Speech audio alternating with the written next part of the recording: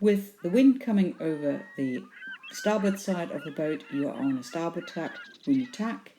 Now the wind comes over the left hand or port side of the boat and you are on a port tack.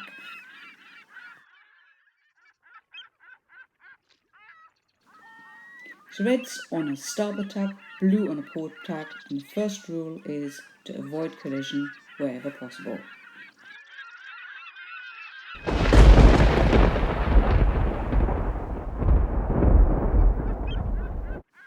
So with red on starboard tack, blue on port tack, it's up to blue boat to avoid hitting the red boat.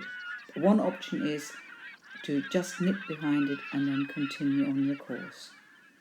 The other option is to tack and go parallel to the other boat. With two boats going the same direction, the one that's closer to windward, in this case red, has to keep clear.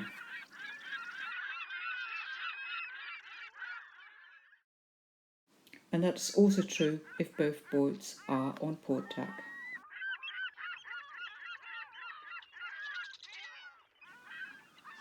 So here are two boats now heading up to the windward buoy.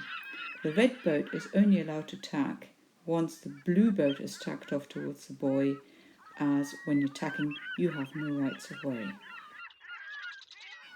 In the VR game you can see the grey lines, which are the ley lines, which are the angles you can sail closest to get round the buoy.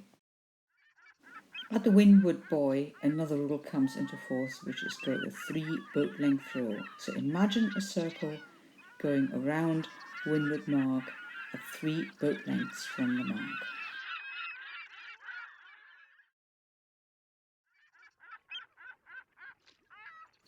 The red boat number 1 is just entering the 3 boat length zone, and there's a slight overlap that number 6 has on it. So 6 has got right to go water, and number 1 has to give mark rounding room to get round the buoy.